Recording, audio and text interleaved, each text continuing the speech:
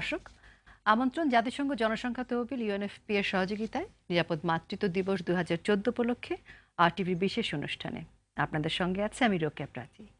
প্রতি বছর 28শে মে পালিত হয় নিরাপদ মাতৃত্ব দিবস। এবারের স্লোগান আসুন নিরাপদ মাতৃত্ব নিশ্চিত করি। এ বিষয়ে আলোচনার জন্য আমাদের সঙ্গে আছেন মাননীয় স্বাস্থ্য প্রতিমন্ত্রী জনাব জাহিদ মালিক এমপি। আমাদের সঙ্গে আরও আছেন ইউএনএফপি এর কান্ট্রি রিপ্রেজেন্টেটিভ মিস আর্জেন্টিনা মাদাভেল, এবং আমাদের সঙ্গে আরও আছেন প্রসূতি ও স্ত্রীরোগ বিশেষজ্ঞ অধ্যাপক ডক্টর কোহিনুর বেগম। আপনাদের স্বাগত। আমাদের অনুষ্ঠানের শুরুতে আমরা জানাতে চাই যে নিরাপদ মাতৃত্ব বলতে কি বুঝি। ডক্টর কোহিনুর বেগম। ধন্যবাদ। নিরাপদ মাতৃত্ব বলতে আমরা বুঝি একজন নারী তার অধিকার নিশ্চিত করা। অধিকার কোন কোন বিষয়?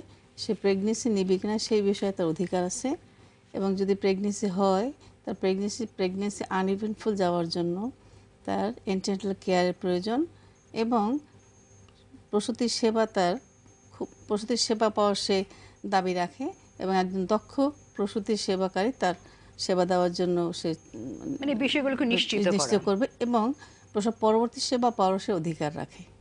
এটা হলো নিরাপদ মাতৃত্ব। We know UNFPA has working here since 1974. Do you wish a Bangladesh no woman dies for giving life? What do you think? In Bangladesh, what are the key challenges here? Who would wish a woman to die giving life? Of course.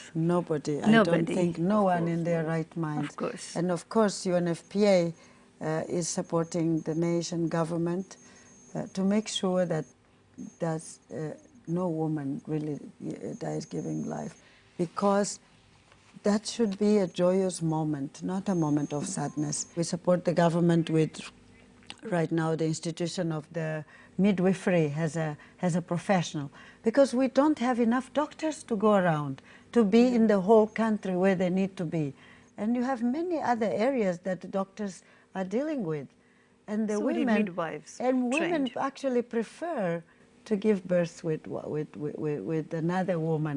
Oftentimes you have very few women like the doctor here who is with us. That's a very lucky event.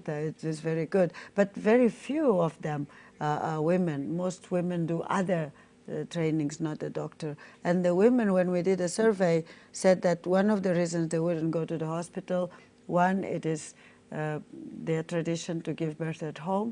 Second, sometimes they get to the hospital, there's no one there. I'm not talking just about Dhaka. We have 64 districts. Sometimes transportation. I'm talking about verify and transport, you rightly say, is one of the issues.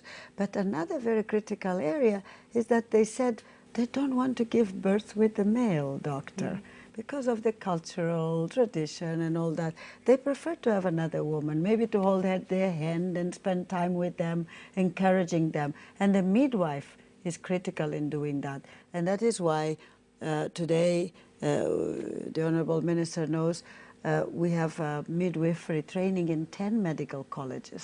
But already UNFPA partnered with the government to train the existing nurse midwives. I think a number of 710 have been trained already for 6 months to make them certified as midwives. So there are many areas that can be worked on to make sure, and many contributing factors to make motherhood safe. মাননীয় স্বাস্থ্যমন্ত্রী, বাংলাদেশ সরকারকে সহযোগিতা করবার ক্ষেত্রে আমরা অনেক partner দেখছি এখানে কাজ করছে, কিন্তু আমরা যদি টোটাল এশিয়ার হিসেবটা করি তাহলে কিন্তু সেই তুলনায় মাদের যে মাতৃত্বকালীন সেবার জায়গাটি এবং মৃত্যু রোধের ক্ষেত্রে খুব বেশি দূর কিন্তু আমরা এগোতে পারিনি। তো সেক্ষেত্রে সরকারের পদক্ষেপ কি কি? এশিয়ার বেশ অনেকগুলো দেশ থেকে আমরা হয়তোবা পিছিয়ে আছি, আবার আমাদের সার্ক কান্ট্রি যারা আছে, যারা এশিয়ার ভিতরেই, যেমন ভারত বা পাকিস্তান, ইভেন আমাদের যারা নেপাল, তাদের থেকে আমাদের নিরাপদ মাতৃত্ব বিষয়টি এখানে অগ্রগতি লাভ করেছে। মাননীয় প্রধানমন্ত্রী শেখ হাসিনা 13,000 কমিউনিটি ক্লিনিককে চালু করেছেন, এবং যেটি এটা লাস্ট সরকারের সময় বন্ধ করে দেওয়া হয়েছিল। এখানে প্রাথমিক চিকিৎসা, প্রাথমিক সেবাটা পায়। তারপরে এখানে ইউনিয়ন হেলথ সেন্টার আছে যেখানে এই সেবাটা পাচ্ছে, এখানে কিন্তু যে এটা কি মনে করছেন যে আমাদের বাংলাদেশের মাতৃমৃত্যুর হার যে পর্যায়ে আছে সেই তুলনায় যথেষ্ট কি? উপজেলা লেভেলে, জেলা লেভেলে, ইউনিয়ন লেভেলে, ইভেন গ্রাম পর্যায়ে যে ফ্যাসিলিটিসগুলো ডেভেলপ করা হয়েছে এগুলোকে আরো উন্নত করতে হবে। ট্রেন ম্যান পাওয়ারেরও একটু অভাব আছে, যেটা ইউএনএফপিএ আর্জেন্টিনা বললেন। আমরা এখানে বেশ কিছু ট্রেনিং দেওয়া হচ্ছে, প্রায় 3000 ট্রেনিং হচ্ছে, নার্সদের ট্রেনিং হচ্ছে, এবং গর্ভবতী মাদেরকেও ট্রেনিংয়ের কিছু বিষয় আছে যে ওনারা যাতে সেবাটা নেয়। অনেক সময় তারা যেতে চায় না, বাসায় সচেতন করা এবং যাতে ক্লিনিকগুলোতে যান তারা যাওয়ার পিছনে কিছু বাধাও কাজ করে।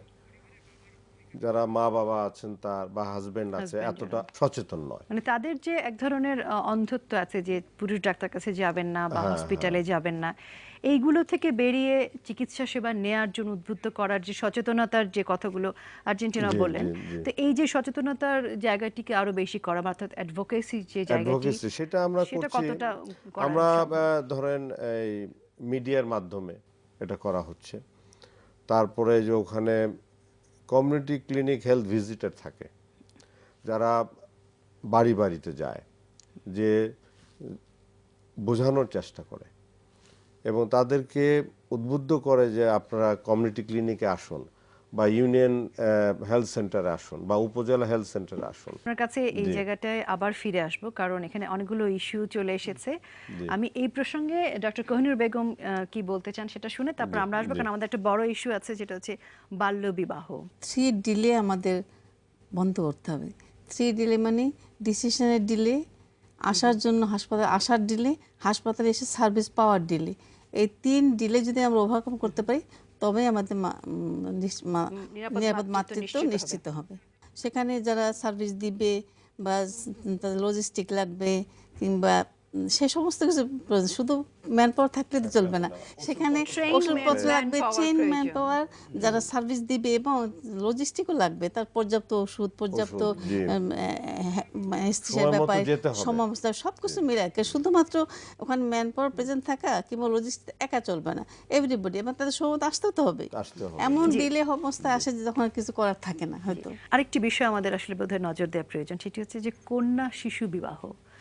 মানে যে বয়সে তারা বিবাহিত জীবনে যাচ্ছে সেই বয়সে কিন্তু তারা মানসিক শারীরিকভাবে প্রস্তুত না। এই বিষয়ে যদিও সরকারের আইন রয়েছে যে 18 বছরের নিচে বিবাহ করা যাবে না, এরপরেও গ্রামে বা বিশেষ করে যারা অশিক্ষিত ফ্যামিলি থাকে বা গ্রামে, সেখানে এখনো চায় যে মেয়েকে তাড়াতাড়ি বিয়ে দিয়ে দেওয়ার জন্য। তো অনেক সময় সোশ্যাল ইনসিকিউরিটিও থাকে। হ্যাঁ, অনেক সময় সেটা কারণ আমি বললাম যে গ্রামে তারা একটু অসচ্ছল ফ্যামিলিতে এটা বেশি হয় বা শিক্ষা দীক্ষা কম সেই ফ্যামিলিতে বেশি হয়। তো সে ব্যাপারেও ওখানকার যে লোকাল যে স্থানীয় নেতৃবৃন্দ আছে, স্থানীয় প্রশাসন আছে, তারাও কিন্তু এই বিষয়টা দেখে। অনেক সময় যদি কিনা রিপোর্ট করে কেউ যে স্থানীয় যে এখানে একটা বাল্য বিবাহ হচ্ছে এবং প্রিম্যাচিওর এই যে বিবাহ হচ্ছে, সেটা কিন্তু তখন আশেপাশের ওই স্থানীয় জনগণ এবং স্থানীয় নেতৃবৃন্দরা এটাকে থামাবার চেষ্টা করে, রোধ করে। অনেক সময় এটা হয়তো তাদের অজান্তি এটা হয়ে যায়।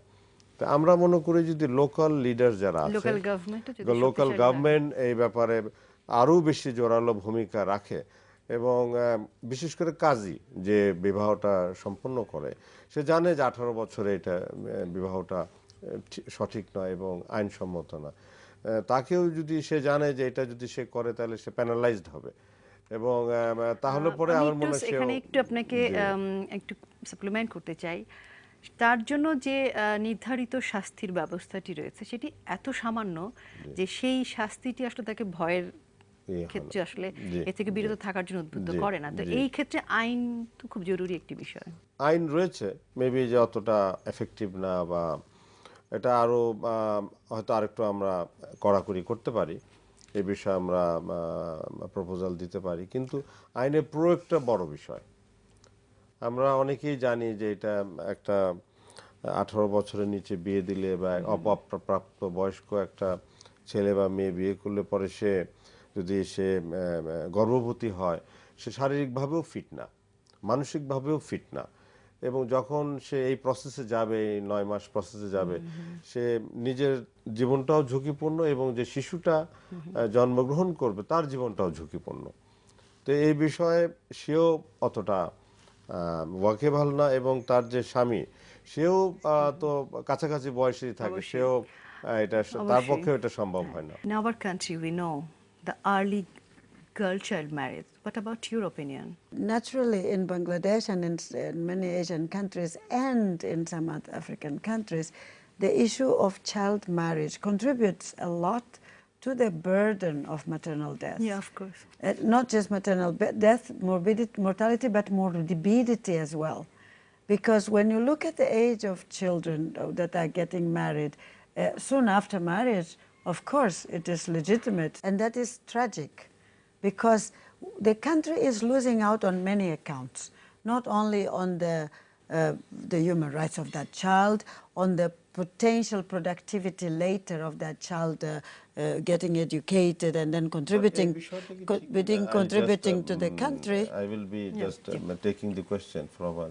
She said that about 66% of the ladies Young get mother. married before the legal age.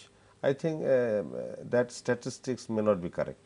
70% যখন অনিরাপদভাবে ডেলিভারিটি হচ্ছে, ওখানে আমরা আসলে নিরাপদ মাতৃত্ব নিশ্চিত করতে পারি না। ফ্যাসিলিটিস বাড়ানো, হাসপাতাল, ক্লিনিক, এটা এবং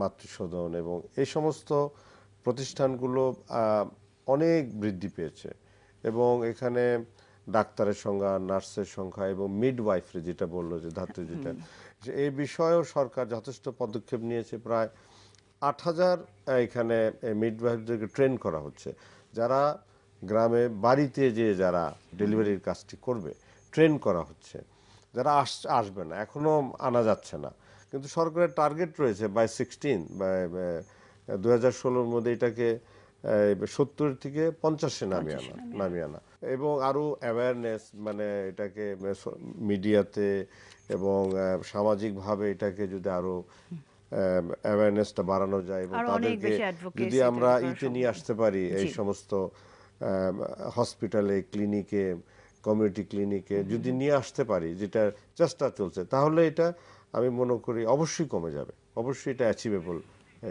আমরা সেটা প্রত্যাশা করছি। আমরা এই বিষয়ে আরো কথা বলবো, একটা বিরতি নিতে চাই। প্রিয় দর্শক, আপনারা দেখছেন জাতিসংঘ জনসংখ্যা তহবিল ইউএনএফপি এর সহযোগিতা নিরাপদ মাতৃত্ব দিবস 2014 উপলক্ষে আরটিভির বিশেষ অনুষ্ঠান। একটা বিরতি নিচ্ছি, ফিরছি একটু পরেই।